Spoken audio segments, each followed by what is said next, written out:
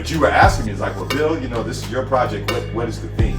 Statues and stuff like this. David.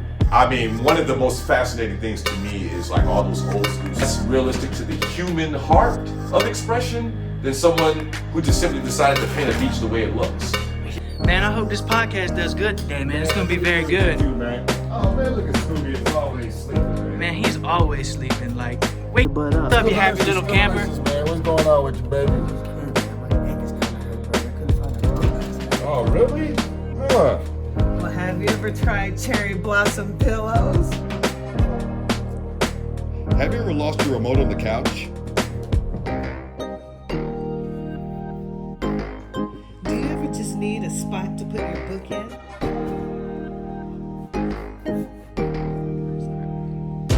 Do you ever just need a place to rest your head? So if you need a pillow with a special pocket, Cherry Blossom Design has the right thing for you. Head on down to their Etsy store and use code BRIDGETHEGAP to get $5 off an order of 2 or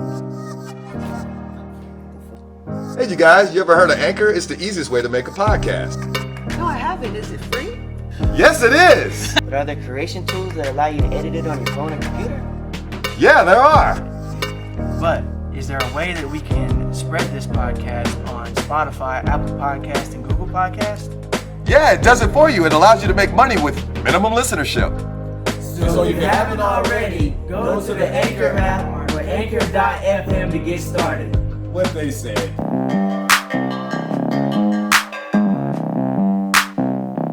All right, everybody, welcome to another edition of Bridging the Gap, aka BTG, if you want to sound cool, with Bill, Shy, Scooby, and Mac. And tonight, I was about to say today and tonight at the same time. Right. Tonight we will be discussing art. I felt like I had to do something like classical music or some shit. But anyway, before we get into all that, I'm gonna hand it off to my man Scooby to give the socials. Make sure y'all get tuned in and tapped in. I'm at Scooby the Kid 252. To my left, at Chef Mac 1523. At Bill_Perry. At Osho Shy 5. That's Osho Shy 11. 11. Okay. Why 11 shot?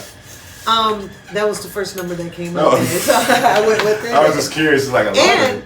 And, actually it's my lucky number, so. Oh, well, okay, but that's kind of what I was getting at. Like, is it special? Yeah. Okay. I know we was at your gig the other day. We were talking about the 7-Eleven Slurpees. Oh, yeah, man. goodness. Oh, please don't get me started at school. Which See? that day was not too long ago, 7-Eleven Slurpee Day. That was, Really? Yeah, 7-Eleven, July 11th. That was Boom. And Mac with the win, for the win. All right, but then, right, now Mac. yeah, so, how are we doing this week? It's been a little while since we recorded the last two. So how's everybody? I am doing well myself. As everyone here knows, I just acquired another side gig. I work at a drive-in theater, and that's been pretty interesting and everything. But now it's got me like working 7 days a week pretty much now, There's just no let up. There's no let up in my life. But anyway, no, everything's great. Everything's all cool. Well, everything's great. I hope to take some pictures next week and have another photo shoot. Next week. And get my lead pictures going on with that. And I was thinking maybe soon might even go to the drive-in to catch a movie. Hey, come do it. Come do it. It's a great time. We've had some good movies. I saw Superman, the original with Christopher Reeve. I saw it. Yeah. I couldn't help but think of you shot that one scene where, he had the kryptonite over him. I'm like, well, my sister would be like, I swooning adore right now. him. He needed help then, so I was there to rescue him. Even old girl, she snuck in the kiss. She was like, she wanted to rescue him for a change. Anyway, how you doing, baby sis? Oh, I'm doing fine. You're doing fine. Grateful. You know what I'm saying? Just gonna kind of leave it at that.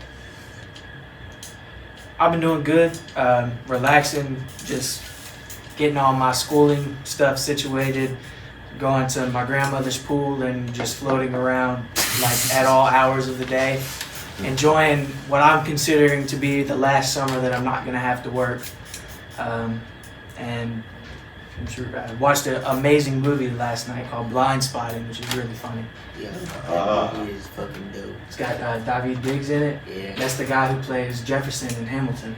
And it's like, it's the way that they like beautifully mixed rap and like everything that's going on in society in just like a real way, not in like a corny way, you know what I'm saying? It was just so like, It was genuine. yeah, so genuine. It felt natural. Yeah, it's like, man, it's like, I know that guy. You know what I'm saying? Watsky was in it too. He was the drive-in guy taking the order. I didn't even notice that. Yep. And that's one thing, you know, I fucking love just the blend of hip hop and modern movies. It's so cool. They're doing it very well. Well, let's get into this topic. It's art. And I figured kind of like we go around the table and kind of describe what got us into art. Like, I know you're not the best visual artist, but I know you like to look at it, you know, so like what made you... I'm sorry, I don't know. It sounded funny. like you like to appreciate the artist's paintings and stuff like that. I don't think you're the type of guy who go to a museum.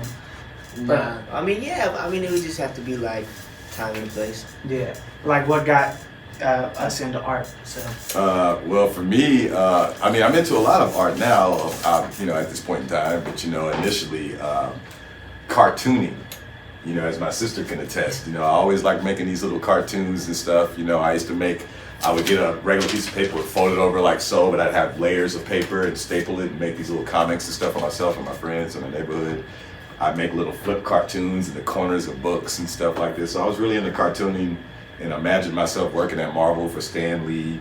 You know, we lived in Los Angeles as kids, and like Sherman Oaks, California, I believe is where they housed the Marvel headquarters at the time. I'm not sure if it's still there or not. But anyways, my friends and I, we all would bike ride there just to literally go see Stan Lee's parking lot, meet Brian Allen and all of this stuff. But anyway, so, you know, that was kind of like, you know, as far as appreciating, you know, art as it were, you know, from that place. And then later on, just, you know, being into like, I really got into realism. I liked, you know, got people that could really capture the essence of a moment. And initially that was where I was at. And then later on, I got into abstract stuff. And, you know, you can throw some Jackson Pollock at me and I get that now, you know, or at least I tried to. You know? And Salvador Dali with surrealism. But anyway, that's getting to other things. I'll touch on that kind of stuff later. So initially for me, it was cartooning. And want to be a comic book artist is what got me into art. Yeah. Yep. Well, I don't know too much about art, but I have to say when I was little, being the little sister, the sibling, I followed in his footsteps with so many things, and he probably can attest to some things. Yeah, so when he got into art and drawing, you know, comics, oh, I loved it. I loved looking at it and the animation that he would have in books. And so that was really cool. I even made a series that Shy got into that I made just for her. You remember Tina? Oh. Tina. That was my little character, Tina, man. She Billy, got you just made my heart go like that. She was Tina. the daughter in a huge family. She had brothers and sisters, and mom, dad, it was like a quirky family. But Tina was the one, you know. And I had a couple. And you of had strips. her hair just perfect. Yeah. It was like great, curls. man. I mean, looking back, if I looked at the art, I wish I would have kept that stuff. I was just telling Hunter earlier, like I threw a lot of my art away. I can't remember what happened with that. But, that was classic. Yeah. Anyway, sorry. I kinda No, interrupted your Billy, moment. you just brought back a wonderful memory. Oh my God, Tina. Yeah. Considering, I guess, I started loving art with cartoons. You know, the first cartoon. Yeah. But I can't really name too many artists, but I have a great appreciation for different types of art, whether it's a landscape or, you know, a person that was drawn or something from the 14th century or some biblical or statue or Michelangelo or, you know, all of those different statues. I have a great appreciation for the arts, definitely. Indeed. Oh, and we can't forget video game art. Oh, yeah. Well, like I said, I was going to touch on some stuff after we made this kind of initial round here and stuff. That's why I paused on my stuff. Yeah. Art, like, I've never been like into the, like, I've always wanted to draw, you know, and like, you know, just express myself in that kind of way. But like, I'm such a like just a real life person. I know that sounds weird to say, but like, I just don't like, like you were saying, realism. Like if it wasn't that, if I couldn't draw it and it looked exactly like I wanted it to, like, you know what I'm saying, I just got so discouraged. So, you know, as far as art goes, like, I never dove into it, you know what I'm Like saying? you're not into the abstract stuff. Like, yeah, but it was more when I started, like, watching documentaries about, like, the artists themselves and getting into their personality and why they did them things, the certain things they did, like, Basquiat's probably my favorite artist of all time. Yeah, everybody loves him. Man, it's just the way, you know what I'm saying, it was just like... Even the guy that put him on was out there, you know, Andy Warhol. Yeah, and like Warhol's art was like it's kind of weird. Like I'm not a huge fan of that. It's dope in its own right. Pop art. But Basquiat, just the way that he's just like he didn't give a fuck. Well, he put, you know, hints of activism and you know, just hints of things in there, you know, anecdotal things, and you know, he was real slick with that. Well, again, see, I was about to find myself going there, but before I go there, let me let Hunter say his thing before we start getting deep. For me, I was a terrible artist as a kid. Like, I hated art. It was my least favorite class. Wow. Never wanted to be an artist. Very surprising here, you guys, because he's the artist amongst us. And then, like, 9th grade came, and I was like, well, this is actually kind of cool. You know, I started getting good at, like, drawing hair, like, making it pop off the page, and I was like, wow, I can do that. And in 10th grade, I'm going to shout out my teacher, Mr. Johnson. And he's one of like the best art teachers I've ever had in my life. I mean, he's getting me drawing stuff like that by the end of 10th grade. Wow. Oh yeah. You know, like Scooby-licious. I started out drawing like very like crappy stuff, and like I got good by the end. And like for a while there, I was getting real into realism because I wanted to be a video game designer. Like I wanted to draw the people and stuff, and then you know that kind of took a turn, but I still kind of would just draw every so often and just kind of help make myself a little better. So No doubt.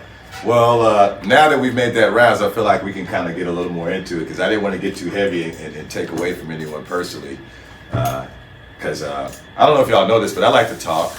I don't know if that's been apparent or something. So like my art knowledge is very, very limited. So like if I could just get this out there, you know what I'm saying? Van Gogh, how y'all feel about him? And like the Vans, I don't know, he does a sneaker, Van Gogh edition sneaker Vans. It's fucking hard. Like you got the Snarry Night Vans and You're joking, right? nah, it's real shit. Like you can go buy them. They're not even that expensive. But Well, before like, we go into the commercialized version of Vincent Van Gogh's name here, let's talk about the artist. wow. Now I Vincent do Van- know his story a little Vincent bit. Van Gogh did not create Vans. no, that's not what I said. No, I said That's kind of what it sounds I don't like. think I ever thought I would ever have to hear that sentence. no. He's got a print. Vincent Van Gogh did not create Vans. Vincent Van Gogh has the Starry Night on Vans. Yeah. But Vincent Van Gogh has been dead for a I while. don't think Scoob was saying. I know that, you know what I'm saying? I'm just saying, like, that's about as far as, like, I wouldn't know who Van Gogh was if it wasn't for them shoes, you know what I'm saying? Van Well, Gogh okay, is like- I get that. You've probably seen some of his art and didn't realize. The bedroom. I see, like, Well, you know, Vincent Van Gogh, as far as the artist, you know, I'll touch lightly on this, and for anyone here that can expand on this, go ahead and do so. But for those that are not hip, you know, like they were naming some of his, you know, stuff, Starry Night. He has like, you know, self-portraits that are, you know, and he has a certain style of painting. I don't know what that is. I'm sure Hunter can attest to what that is. But okay, so I'm going to just start right off with the crazy stuff, because when we talk about this stuff, I want to just throw the, like, you know, the craziness so we can really talk about it. They said this guy cut his ear off. He did. He did. Send it All to, right, now I've send it to heard his girl. Yeah, I've heard different stories about this. I heard that, you know, he went mental, you know, because he apparently was starving so much that he ate like pieces of his paint chips, which got, you know, which has lead in it, and it messed with his brain. Yeah, that's and what I read, but he also shot himself, right? That's I how he heard died. about that too. He Okay. committed suicide. He shot himself. Yeah, and as far as his Tragic. paintings goes, like everybody knows, like, you know, Van Gogh is way up there, prices type stuff almost. But you gotta think, when he was like, you know, when he was like painting, like in the midst like of his painting career, he would attempt to sell his paintings to a bar to get drinks, and they said no, your paintings are terrible. He couldn't sell any. I think, if I'm not mistaken, the only time his painting was sold was his brother bought sold it. the painting, or he bought it rather, and I think his brother tried to, you know, maybe tell other people about his work and things like this, but as far as within his lifetime, he didn't achieve any kind of fame or any kind of financial success. He died like a pauper. Yeah, and so and the irony that now, like, his work, you have to be like, Bill Gates and them to even think about buying his work. The question now becomes, when does your work become valuable? When society decides to put a heavy price tag on it, or when you initially created it? I mean, Because, like, what was the difference between when he painted Starry Night at the time, and then now to buy Starry Night is like $100 million or whatever, and it's like, but it's the same painting. So, I mean, perhaps it could be argued because time has passed, but what brings it value? Go ahead. in my opinion, like as an artist, it's like you have to put value on that. Just because someone doesn't want to pay that until after you're dead. Like, he wouldn't have been able to make Starry Night if he didn't believe that it was great. And honestly, he wouldn't have never, like no painter that I can even think of, including Picasso, would have made $100 million while they were alive. That's at least not the way the painting world goes. But now, mind you, Picasso was a rich painter who had success. Same thing with Salvador Dali. Like, these guys lived in a time where people recognized them and they were famous and things like this. Where now Vincent Van Gogh, you know what I'm saying? He was like, that dude, like you say, he's trying to sell his work for beer, man. This poor guy, if he lived down, he'd been selling his work at Bose. Bose like, nah, man, we ain't taking you know what I'm saying? 100 years later, $100 million. Here's the thing about Vincent Van Gogh, and I'm gonna be honest, I love his work, but he's not a great artist. I mean, like, because that's a question. What's great art? Is it realistic or is it what you're trying to say? But the way that he mixes abstractism with realism is why he is one of my favorites, top time all great artists. But like, people back then, like, you got to think Rembrandt and all them, they were hired to make real paintings. Right. Because that was the pictures of back in the day. Vargas, is that the name? Am I saying that right? Yeah. But then you got Van Gogh painting these like abstract realism paintings, and they're just... this is what I was gonna get to, because as I was saying earlier, what I used to essentially thought what made great art in my mind was the person that can capture it like a photographer. The more realistic it is, the better you are as an artist, as I thought. But then again, like you say, you got Basquiat, who drew the kind of stuff that some would say a sixth grader could draw. To me, but the point behind it, it takes experience to be able to put that kind of underlayer tone to it, where it has a political message or a racial message, and sort of like all these little undertones and messages that he had in his work. And getting, like with Dali, for example, he could draw a person that looks just like the person. But he's one of the fathers of surrealism, you know what I'm saying? He would make his stuff look like it was in a dream, like the persistence of dreams, for example. We've all seen it with the melting clocks and ants and all this weird stuff on this really like panoramic like background that he always kind of drew his stuff on. It would just be like this landscape, and he would just add like these surrealistic images.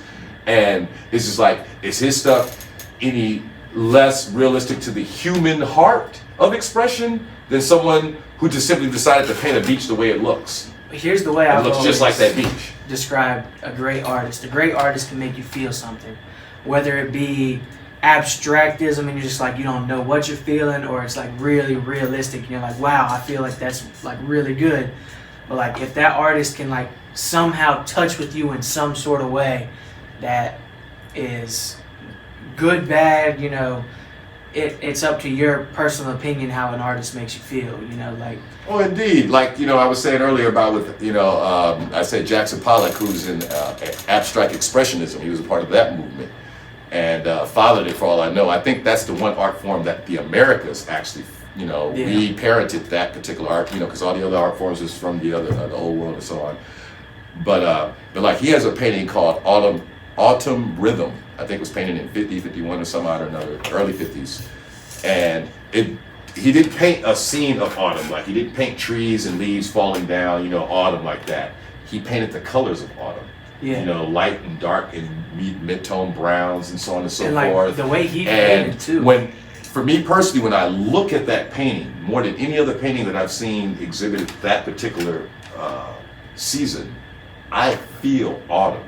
I feel like I'm looking at autumn. And does it resemble anything that one would attribute it to autumn? Like I say, with the colors and the like in trees and such, and the dying of leaves and the browns and such. But he painted the colors in a way that when I personally look at that painting, it's like he said, autumn rhythm. You feel the rhythm of autumn, man. I can see those images in my mind when I look at the painting. I see falling leaves in the whole process of what autumn is, or fall. And I, you know, that, as you just said a minute ago, Hunter, you know, what it makes you feel. And when I look at that, but now someone else that would look at that, hey, who drew this? Some third grader? You know, just splish splashed a bunch of colors of brown, you know what I'm saying? This ain't art. You know what I'm saying? Give me some Rembrandt, you know, give me some Michelangelo, you know. But that's how, like, Jackson Pollock, like, I don't know if you, because his canvases are big. They're probably they're huge. They're probably I've seen about as big Jackson as Pollock's this wall. work at the Boston Museum of Art. But what he does is he just dips his paint and paintbrush and just walks around. He created the drip style. Yeah. That's called the drip style. But like, but he also had schooling and knowing how to draw, like, you know, the structure. Yeah, that's autumn rhythm. Okay. And I feel like I see autumn. Like, even though it's like brown, like, you know, streaks there, I feel like branches, tree branches, you know, that are minus their leaves. And I see that in that painting, and I feel that more so than any. And, you know, I was a late bloomer to abstract expressionism, or at least Jackson Pollock, you know.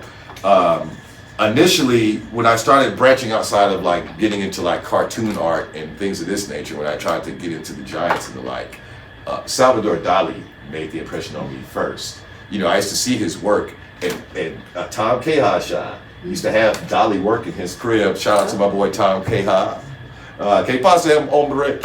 And Tom, I think he was the first person to say it like this. He's like, man, you know, because I saw one of the paintings in his house, and I'm like, man, that's cool, it's real, like, and I had never heard of the word surrealism, and he didn't use that word. He said, man, this dude, he like draws your dreams.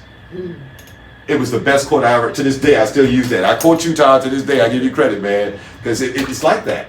You know, how fragmented your dreams are. It's just like, it's images that you recognize, but, you know what I mean? And things are not quite. Right, you know, and I don't know if Dali himself ever described his work in such a fashion, but it was a great analogy for it because it was surrealistic like that. and see something like a lot of, not a lot of big artists do it because they always name their works. I've never named a piece of my art. Now, I had to a couple of times, and I hated doing it because when I name something, that puts the mind state that I was in when I did it. Like, you know, like when you look at this, I don't, you know, yeah, it's a portrait of him. But you didn't name it Scooby the Kid. Nah, I mean, it's whatever you want to name. This could be man contemplating about beers, you know, who knows what he's thinking about. Yo, I will say, like, you know, there's one thing that, like, He is contemplating beer. I think I actually see that. he really got my eyes, though. You know what I'm saying? Like, when I looking at You're him, contemplating beer, yeah.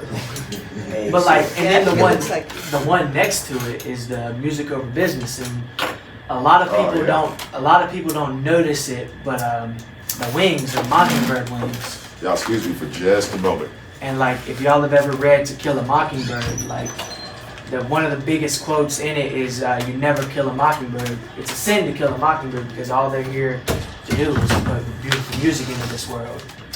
So like, you have the mockingbird wings because it's Alan is just trying to bring music into the world, That's nice. and like, those are the kind of like little nuances I put in. Like, if you look in all of my artwork, you'll find the Flash logo somewhere. Like, you know, I always subtly put that somewhere.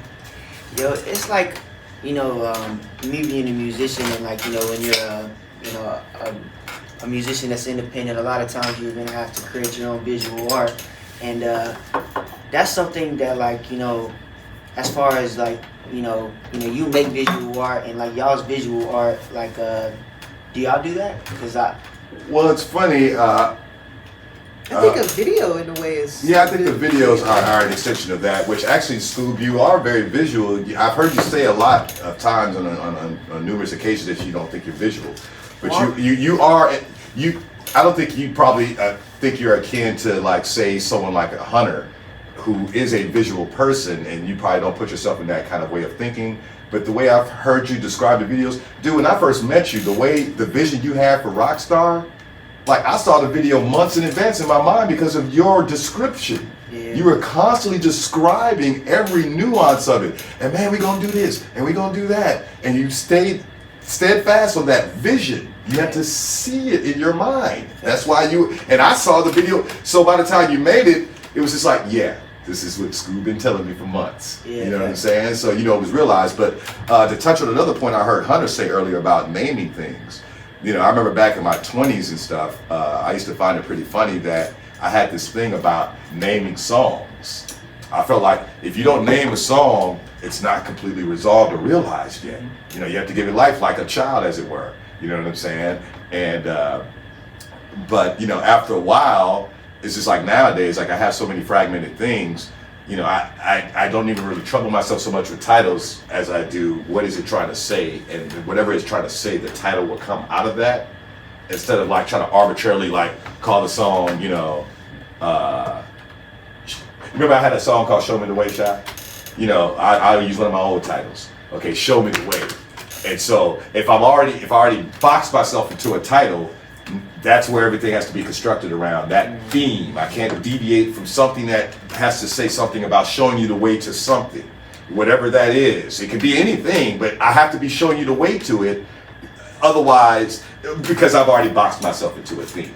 Yeah. You know what I'm saying? Like I kind of did that to you incidentally, Scoob, when we did the UMO thing, but you were asking me, it's like, well, Bill, this is your project. What is the theme? Yeah. And in that case, you want to box yourself in so you can haunt in, because your mind will go everywhere. You're like, no, Bill, I need to know exactly what to rap It's about. good to set parameters, but at the same time, you have to be fluid to be able to change things. That's I don't what know I'm kind how of getting at, Shot. Yeah, That's I don't know what I'm how trying to many say. titles I've changed. I thought maybe I was going with this, but then something in the song, I'm like, no. That ain't where it's this is- going at all. Yeah. I thought, or at least I wanted it to go that way, but now the song is naming itself. Yeah. You gotta let your art name itself, y'all. For all you artists out there, let it name itself. So And, here's a story about how I draw, and I'm gonna throw up the picture of this. In one picture in particular, which I showed you the other day, it's the Assassin's Creed one. With the, yeah. But we were given a quote, and this quote was, I don't really remember exactly what the quote was, but it was something about oppression. And I'm like, there it is. Like, I'm gonna take this game that I like, take this quote that I was given, and I'm gonna mix them together and create this piece of art.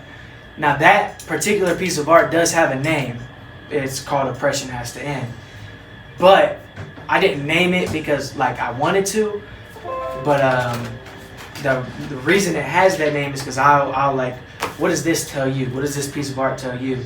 And the guy just so happened, because it has writing on it, the guy just so happened to says, well, that's Oppression Has to End. I was like, well, that's the name of the art.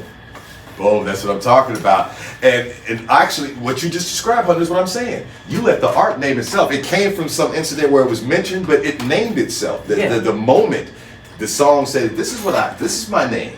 Yep. Now I'm not a parent. For any parents that watch the show can maybe attest to this, but I would imagine that when they name their child, I would imagine, well, there's the traditional, like, I'm gonna name my son after me, and he's a junior, or name my daughter after some prominent lady in our family, the grandmother or something. There's those aspects.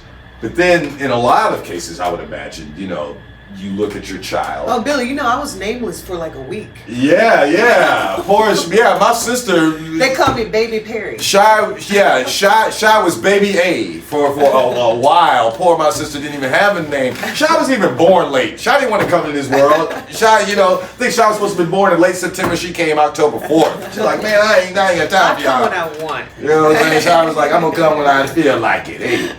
But yeah. Another thing that like I tell a lot of people that surprises them is I'm red-green colorblind. Oh, interesting.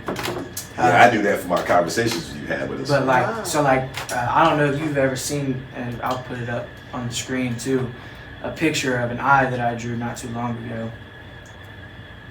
But that's mostly green. Oh yeah, that is cool. But I don't really see the green that well. Oh man, it's we got to give that really perspective. And like a lot of those eyes you draw remind me of like I think it's Doctor Who. That's what he drew, ladies and Uh-huh. gentlemen. The Yeah. detail. It looks like Doctor Who. Oh, I think it came off this little. Yeah.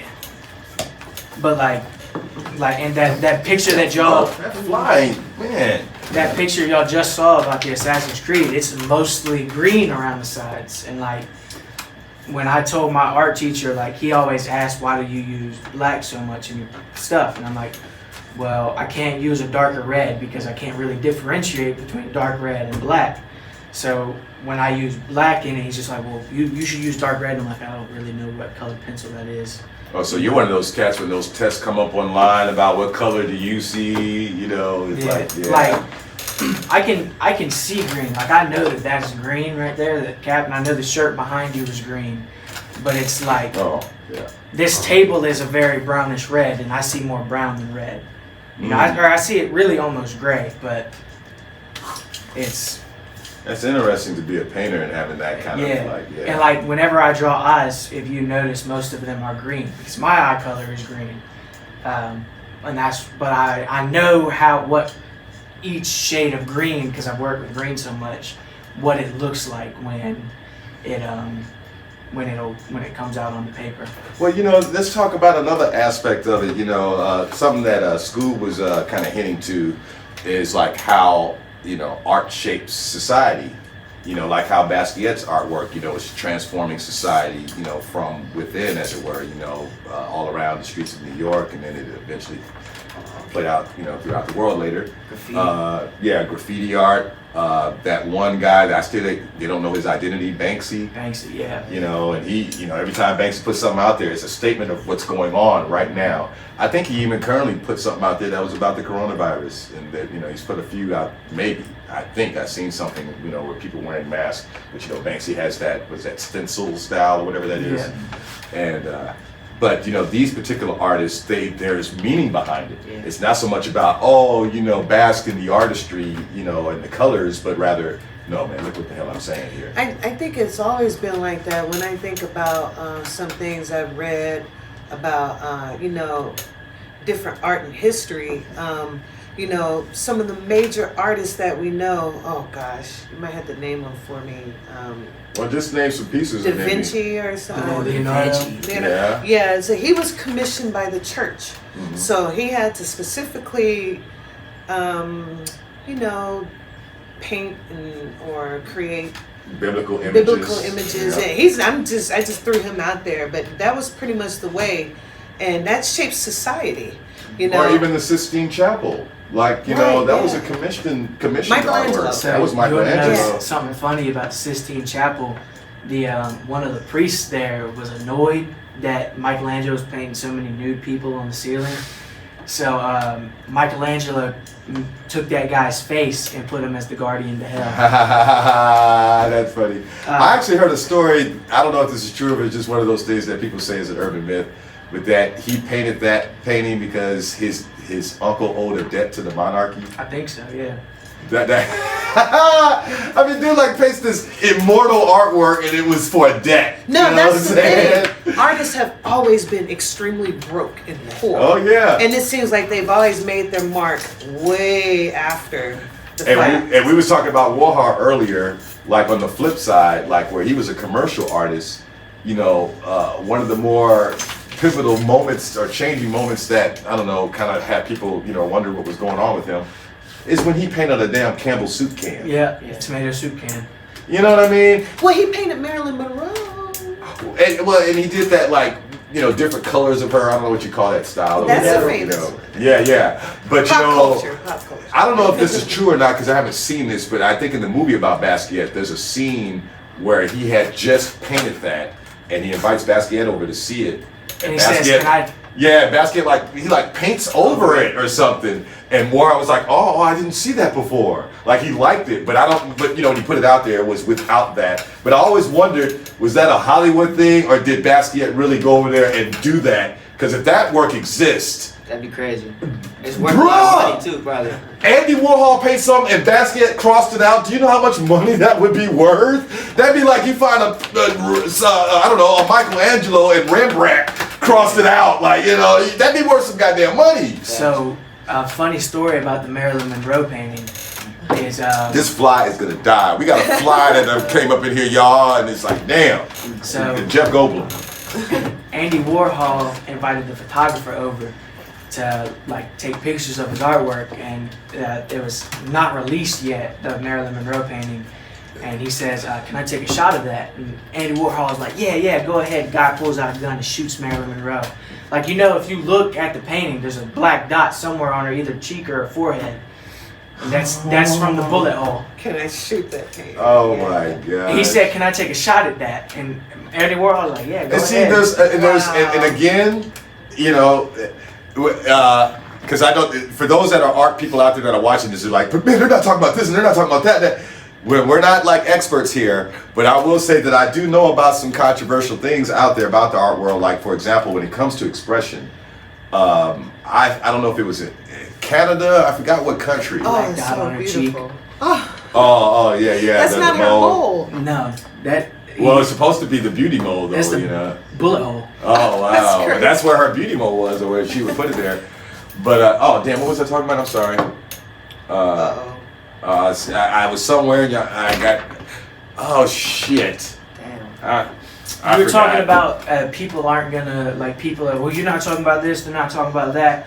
And then you said, well, we're no experts here. Yeah, the art world. Oh, yeah. Controversy in the art world. Oh yeah. Oh, what was the controversy? I forgot. Oh God. It'll come back. Yeah, it'll come back. I was about to make my point about it. Shit, I forgot.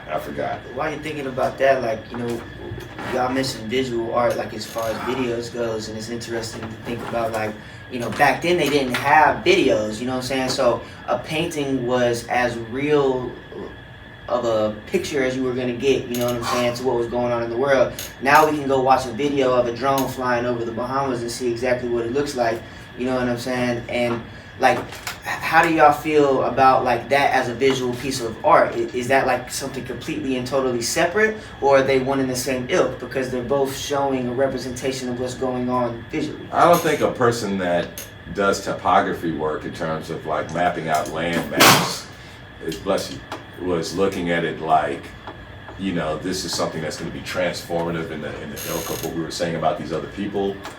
And you know, God damn it, I wish I could remember that point I was about to make. I throw myself off by looking at that. Yeah, and I feel like with music and certain genres, you're gonna have the hardcore artists that really won't believe in that. They're like, no, you got to stick to the canvas and you know, paintbrush or whatever. Well, I think a But then- visual piece of art is anything you can see. Like, Well, you can make yeah, a visual but- piece of art out of a movie. Like, I mean, movies are visual art. Yeah, you do, but you know, in terms of what we're talking about, like actual art compared to Well, this is like technology. pen and pad art. Like, you know, you're taking a pen and you're taking it to the paper. I mean, that's like a form of visual arts. I don't know exactly what it would be. I just remembered. Please let me say this while I got it in my Okay. head. That reminds me of the Etch-a-Sketch when you said that. Oh fuck! Did I lose it again? No, I got it. It's talking about controversy in the art world. Okay, it's talking about expression. Okay, there was somebody, I don't know if it was in Canada or some other country or another, where they threw feces on the canvas, and they called it artwork.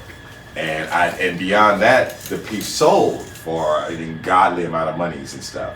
Just like, what was it, about a year ago or something? Somebody, you know, simply put a banana up Yeah. and put like some tape on it, called it, you know, whatever they called it, entitled it.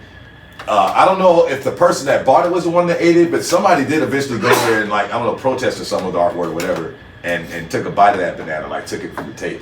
But I think what they were protesting was like the insane amount of money because of the fact that the person had a theme behind this.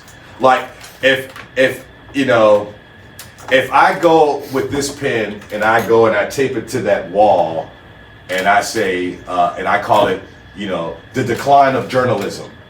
Because, you know, we're, like you're saying, we're going into the cyberspace world. Everybody gets the news online. People don't really buy newspapers. So the pen would be a symbol of the lack of the usage of the pen now. And call it something like, you know, like I say, you know, journalism's dead or something like that. And if someone comes along and is like, oh my God, you're right. Because I was about to say, you I'm know, not gonna lie, you can sell that for $10 million. you know what I'm saying? But now with the right hype you know, like it has to be the right key figures around you. You know, Sotheby's, or however you pronounce that, these kind of people want to auction it off for a big amount of money. There's people in the artwork that's saying, because that's what like put all these people on. Like before Basquiat got on, man, he was going around selling his artwork around New York for like, you know, cheap, you know, $5, $10 type stuff, cards and stuff with his little artwork on it. You know what that guy did after he sold that banana? What? He ate it. Yeah, that's what I was just saying. That's what I was just talking about. Okay. Oh, well, he actually ate it, the guy that created it. Yeah. I thought it was somebody that bought it. At least that's what I thought that I read. I know it was eaten. I know it was eaten. And it was more to do about the absurdity of the art world. Because, like, you know, we're talking about... But this is what I mean about the traditionalists. It reminds me of blues. You know, you can't go. You know what I mean? You can't. Yeah, there are certain people that you but know. But at the same time, aren't we the modern age? Shouldn't we be able to have that growth to be able to deviate? And see, that's the irony, I think, that what goes on in any form of art. You know, where there's a tradition, and then within those traditions lies the foundation of a certain, you know, type of medium of artwork. Say in music, you know, different types of genres that were. Or in visual arts, you know, a certain medium of art. That's the word I was thinking of earlier, was medium. Yeah, you know, and so when you see people that are coming from a certain place from these artworks, like if somebody comes in the art world, you know, music world, they say they're a hip hop artist. You know, there's hip hop heads, got the eyes on them. You know, and what are they looking for? The things that they consider to be traditional, right? That's what they're looking for. And if you got those foundations and you're pushing the boundaries, there's more respect for you there. Like people like J. Cole or K-Dot, they push the boundaries, but they're hip hop. Yeah. You sit down and you have a conversation with those guys, they're hip hop, but they're the modern ilk of it. And I think for modern artists, it behooves them to have that foundation so there's the respect and understanding that, oh, you didn't just simply get in this, you know, and call yourself this without the foundation behind you. You know, you guys are sports heads. You know, if someone came up to you and said that they were a baseball player, but you found out that they only played baseball with their friends on the weekend, what is your perspective of them then? Because, see, I would imagine if someone tells you they're a baseball player, if you ask them, like, that's what they say that they're doing, then you're imagining that they're of that ilk. Yeah, they really But then what you find out is, no, him and 5 of his friends get together on the weekend and go out to the local diamond at the local park. So that's where you know what I'm saying? And then, like, your level of perspective of, oh, he said he was a baseball player. Wait a minute. You know what I'm saying? Like, it's a hobby. And it's hard to differentiate. I play baseball, not I'm a baseball player. Yeah. And so therein lies the dichotomy in the art world, where there's a lot of people that consider themselves artistic, and the argument against that. You know, there are those that are prolific in doing things that are really abstract, and people won't consider them artistic. But then you have people that don't put out a lot of work prolifically, but you know, it's something really realistic looking, and they're like, oh, that's real art. You know what I'm saying? But it's like, but this guy's been pumping out artwork every week, but you don't like his ilk of art, so to you, it's not real. So like, you know what I'm saying? But due to the fact that this guy will paint one painting every 3, 4, 5 months and have all y'all, you know, because it's so realistic looking, you know what I'm saying? Or at some really, you know, cool point about it that makes us all gaga about it. And I wish I had, you know, more acumen about it, because, you know, like when I'm talking to people about the art world in passing, they mention certain things I want to talk about, like, you know, Georgia O'Keeffe and other types of artists that there was controversies about them. Like there's this one female artist, for example, Shai, that was out there. There's a movie about her life. I think it's called Big Eyes or something like this, because a lot of her paintings have big eyes. Movie. And her husband took all the credit. You know, because of the way society was, but she was the one that created all the work. Yeah, at first she let him, but he just took he really liked the identity. Yeah. He liked being known for that. And so, you know, there were women that didn't profit it, or even the guys like a Vincent Van Gogh that never profited, you know, in their lifetime and stuff like that.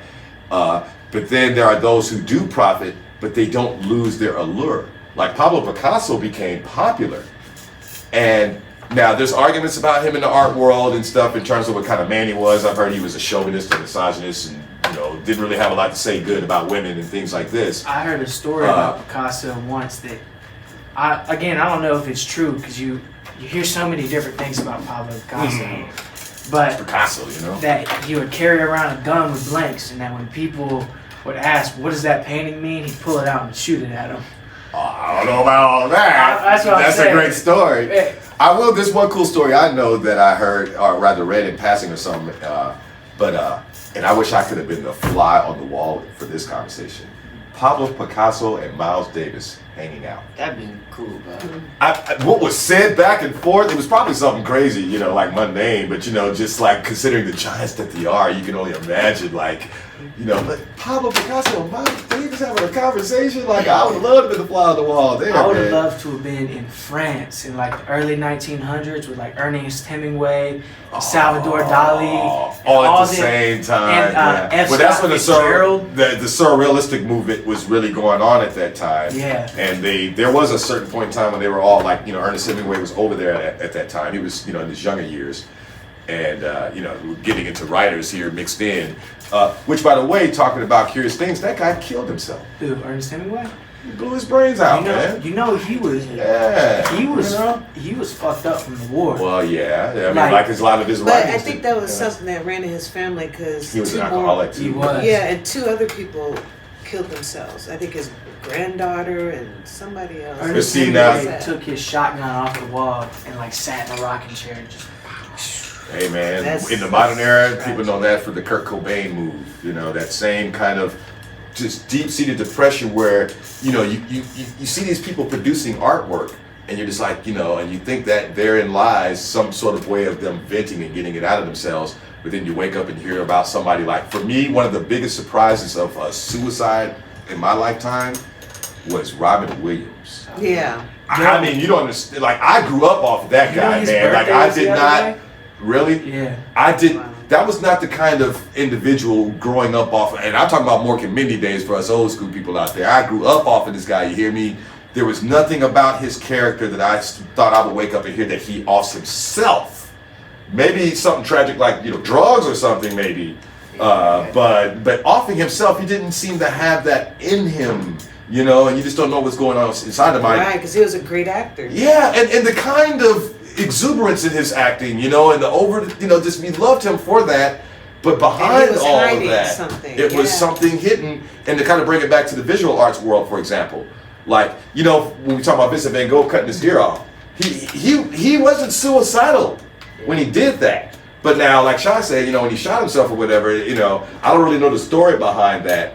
But I can only imagine that a lot of it had to have been something compounded with the extreme poverty that he was going through. He was in mental hospitals at the end of his life. Yeah, Yeah. lead poisoning and. Well, I think that in a lot of ways that's the way that history likes to write off a lot of things that they can't explain about the artist. Yeah. Because like Charlie Parker, for example, what he was going through and stuff like this, and they would just simply write it off as, he did heroin. But then we start realizing his story. This man had a baby that died. He was trying to overcome his drug stuff and all this kind of stuff. He's out there. There was so much expectations of him. He was considered the god of what he was doing in his lifetime. Not after he died, everybody was all like, you're the guy. No, while he was alive, you're the greatest, and he's dealing with all of that. And he wasn't paid the snaps that you would think a person of his ilk would have been paid. You know what I'm saying? And what that does to artistry, getting back to Jackson Pollock, if I'm not mistaken, he eventually got a government grant that was able to subsidize all of his artwork. And he was able to, be, proficient and pump out work without really worrying about the economics so much. But I think there was a certain time where the money did run a little short and stuff like that. But I think he had a good prominent point. And then there's Salvador Dali, who, if I remember about his story, he came from entitlement. You know what I'm saying? He came from privilege. So, he came from a background where, he had that little economic push from the family. But then to bring it to the writer's thing, that doesn't always help you because if I'm not mistaken, Edgar Allan Poe came from background. But when he went to college, his last name, Poe, is not his original last name. His mom got remarried, and him and his stepdad never got along. He had the evil stepdad kind of scenario. And it got so bad that when he went off to college, his dad kicked him out off the monies, for the family monies, and he had to take care of himself from there on. And he lived a life of hardship from that point. So it's not always like just because you come from that background that you're guaranteed to get inside from economic, those foundation. kind of backgrounds usually not only shapes a person, but it gives them that kind of drive to become those greats. He probably wouldn't have wrote The Raven if that would have happened. Wouldn't have happened. He It's would've- usually the great sorrow in a person's life that can bring out some of the best work. And you think about Poe's work, you know what I'm saying? It's one not of the fathers of American Gothic horror. Yeah, you know what I'm saying? And I mean, is it The Raven with the knocking of the sound, you know what I'm saying, on the floor? Oh, yeah. Oh, no, or something like that's Telltale Heart. yeah. And there was a dead body or something, right? Yeah, So like a heartbeat or I don't know. Basically, this old man that this caretaker's working for has an eagle eye, like just a weird looking eye. The guy's like, well, I gotta kill that man. He has a bad eye. I don't like it, so I'm gonna kill him. Kills him, chops him up, put him in the floorboard. The police come, and he just keeps getting haunted by the heartbeat of the old man. And eventually he goes insane. He's like, I killed this man. He's under the floorboards. His own conscious. Yeah. Nice. Yeah, that's brilliant. Well, to kind of bring it back to the visual stuff and everything, we've been talking about as far as just drawing and stuff like this, but there's ceramics and marble and all these different things, like you were saying earlier, Shine, statues and stuff like this. David. I mean, one of the most fascinating things to me is all those old school statues that are just so realistic in detail. Seeing the actual muscles and the rib cage and just all these things that you literally see in the human body, and then you realize they carved that, they chiseled that out and carved it. That to me, anyone in this world, like right now, there's a modern person that could do this, and this guy is so good that he has this one with a woman wearing a blouse or negligee or something, right? Nothing like risque. It's just nice and stuff and everything, like a pajama, underwear, whatever. At any rate, but it's thinly layered and stuff. But now, mind you, this is carved out of marble. It looks like it's thin layered and stuff. It looks like it's just hanging off of her and stuff like that. It looks like it's light.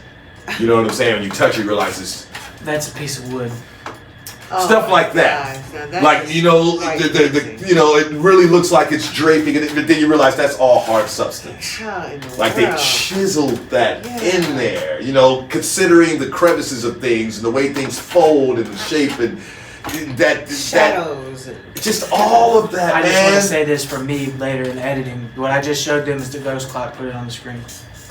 And yeah, Shai, I'm glad you actually said that about shadows. I remember when I was a kid, there was two things. Let me go back a little bit further. I was one of those kids. It was real hard for me. You remember when they used to teach you about coloring and coloring books?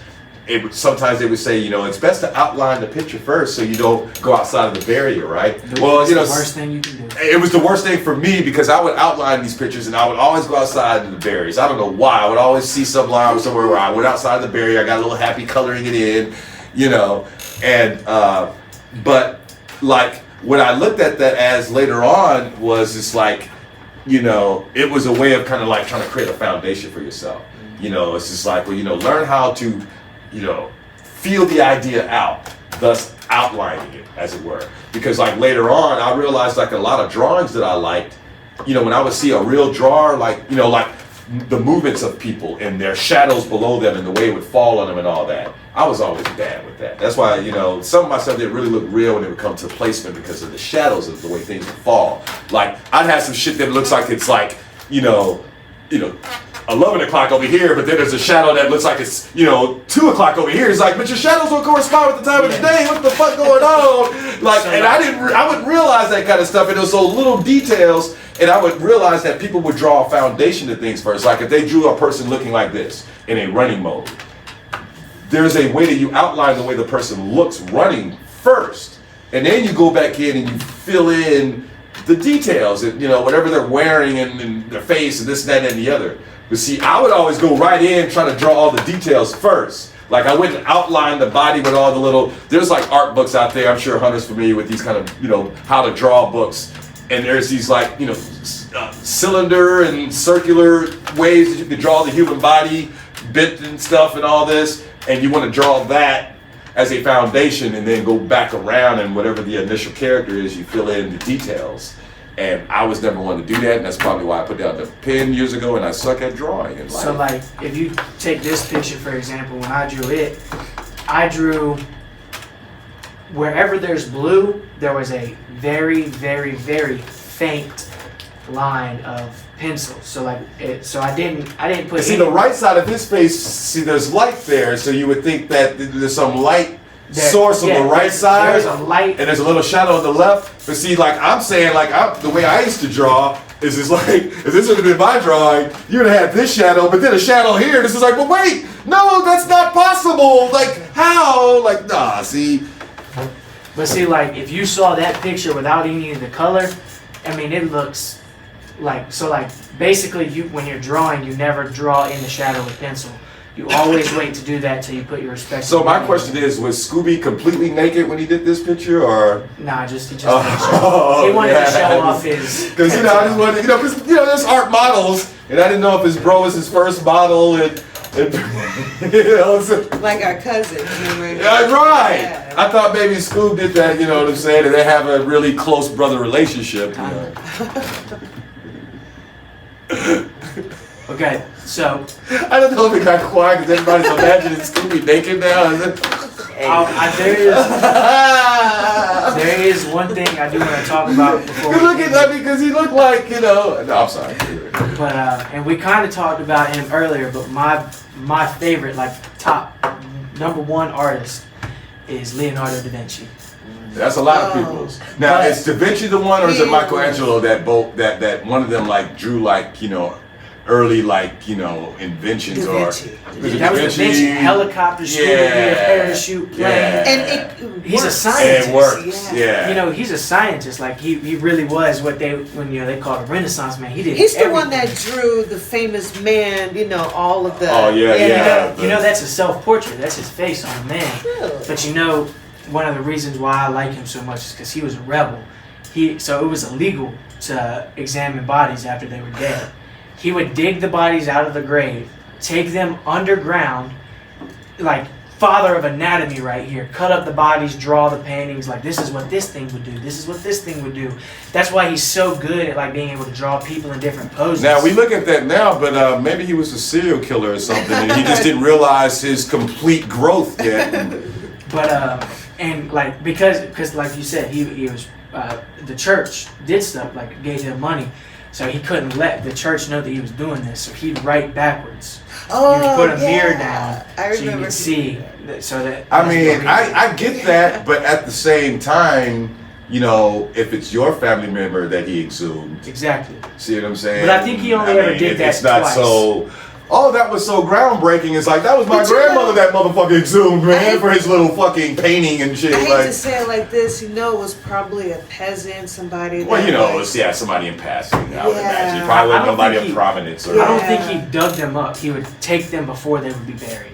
I mean, at the end of the day, it was still groundbreaking. But I'm just saying, like, I mean, all as that far as stuff he as far did- as it being rebellious, because like, if we woke up in this modern age and we heard about somebody exhuming fucking dead bodies so they can draw the human body But he better, didn't get caught. That's the thing. He ain't never get caught. I mean, but that's- Had to do a it secret. doesn't excuse the. If you find out 5 years yeah. later that the greatest painter now, the reason why his bodies look so realistic because this motherfucker went to graveyards. Yeah. You know what I'm saying? It doesn't excuse that per se. Have You y'all know. seen the Da Vinci Code? Oh yeah. Like, how y'all feel about that? Well, see, again, that gets into the hints. Oh, I'm glad you actually took it to that place because, there's only so much you can say about the artistry, and then you have to eventually get into themes. Yeah. And like, so what they say about that whole thing was like Da Vinci apparently like painted hints of things about secret societies and, The Holy Grail. the existence or, where it was and this and that and the other. But I think a lot of that is to sell the lore of the painter. You know what I'm saying? Because, to my knowledge, he wasn't involved in any secret societies. You know what I'm saying? I think he was abducted by aliens. Well, see, again, that gets into some. You have to talk to Socolus and call up ancient aliens But, for that type of shit. We you know what we I'm gotta saying? end this episode here right now. Part Damn, two. it was just aliens and art? Yo, we was just We was about to go there. Though. Oh, man. I'm sure everybody was like, oh, aliens and art, yes. Part Da two. Vinci an alien? Part two. Leave a like. Oh, this No, one? we've been going at it for a minute. I know, that's what I'm saying. Part two. You want to hear us finish this conversation? That's some Leave a likes like. We'll get a part two. Yeah. That's some likes on that bit. Leave the word alien and art in the comments. But we are about to get into a new segment for the end of the show. Rapid fire is still going to be around, but this is a new segment. It's the 60-second game.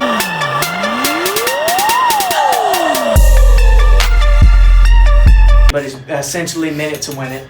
And I'm going to let the cameraman, let me explain it. So we're going to get a minute to do a task. Whoever does it best wins. There we go. Okay, now I'm going to let the cameraman give us the topic. We're pen and paper today, which is why we all have paper. I'm going to let the cameraman's going to give us what we have to do in a minute and then set a timer and we're going to go. Alright. The goal for this topic is that you have 60 seconds to write any word that does not start with the letter A. As many as you can. Write as many words as we can. It doesn't start with That the letter doesn't A. have the letter A in it. Oh, okay. Well, okay. Wait. Tell us when we're ready. Let him start the timer, then we'll go. 60 seconds. Any words you can that does not have the vowel A in it. Alright, Gotcha. ready? And 3, 2, 1, go.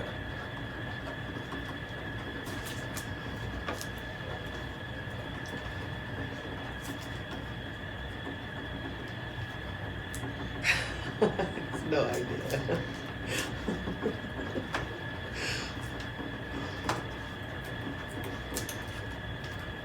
40 seconds.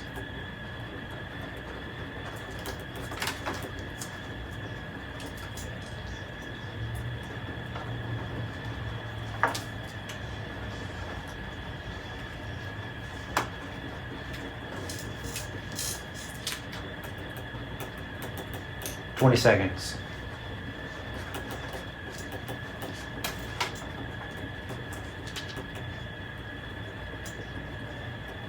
Ten, 9, 8, 7, 6, 5, 4, 3, 2, 1. Stop. Nah, all right. I got a hell of a list, man. God damn, Scooby went ballistic over there. God, I didn't. All right, so how we gonna do it? Who's going first? Me? Yeah. All right.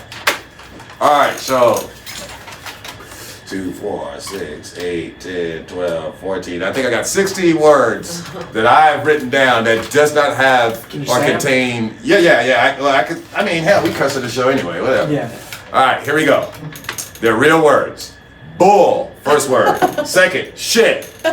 Dumb. Sell, as in S-E-L-L. Boom. Pow. Ever. Weed. Stupid.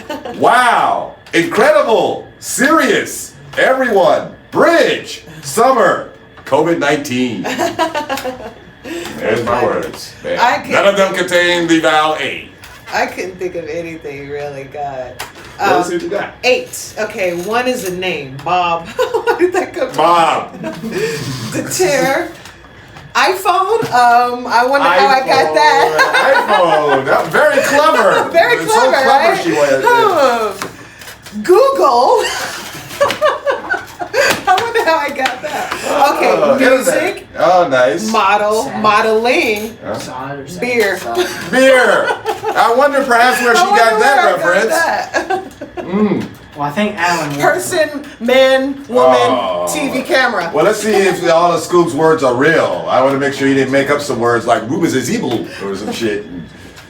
If I had more time, I definitely could have won. 24. 24. Scoop went ballistic. All right, let's see what he got. Got, hot, sock, rock, block, knock, mock, hot, rot, not, This son of a gun. not, and not, K-N-O-T, N-O-T, cot, bot, side, pod, rod, cod, mod, modify, hippie, sip, rip, top, mop.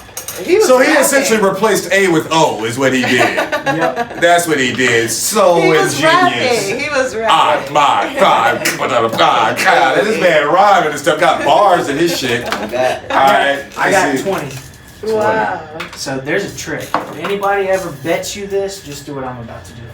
1, 2, 3, 4, 5, 6, 7, 8, 9, 10, 11, 12, 13, 14, 15, 16, 17, 18, 19, There's 20, no A. 21, 22, 23, 24, 25, 26, 27, Okay, 28, that's 29. pretty genius. I have to give you that one. Hunter. You can count See, all the way. they cheated the audience, y'all. I gave y'all substance over here. Beer, modeling, iPhone, Google. So you can count all the way to 999 without having a letter. So Oh, at that's hilarious. the end of the day, I never y'all, thought of Scooby that. won. So we got to give Scooby a prize. Good job. Scooby, you know, got, spot, rock, bop, rock. That's a goddamn rhyme, boy. You know what I'm saying? Hey, yo, that's that, you know what I'm saying? Hours and hours and hours and hours of rhyming. You know? 10,000 to be Yeah. exact, which you can check out online. All right, y'all, we have come to the conclusion of Bridging the Gap. This was about art. We hope that you guys have enjoyed this episode with Bill, Shy, Scooby, and Mac. And manning our cameras there, we got Caleb. And we hope that you guys enjoy this episode, or have enjoyed this episode. And tune in next week. This is episode 20. This is 24, I think. I believe this is episode 24, y'all. We are deep into BTG Hey, now. it's about to be the, what do you call it when you're 25 years into it? It is silver anniversary or Yeah, something like that. It's your anniversary. But anyway, before I get into all that, let me let Scooby do the social. Long live Kobe, yo. 24, baby. Oh, nice, nice. And tap in and tune in to all the social medias. I'm at Scooby the Kid 252. To my left at Chef Mac 1523. At Bill_Perry. At Osho Shy 11. And we out. And by the way, At Bridge the Gap 77. and Abigail was sick this evening, y'all. She couldn't attend today and stuff. She's sleeping up here. Yeah, she had to chill. She laid a lot of eggs, so she's chilling for this evening and everything. But if any of you guys have anything about art or any, things that you would like to add, please, put it in the comments and stuff. We would like to hear what you have to say about it. But until next week, later. See ya.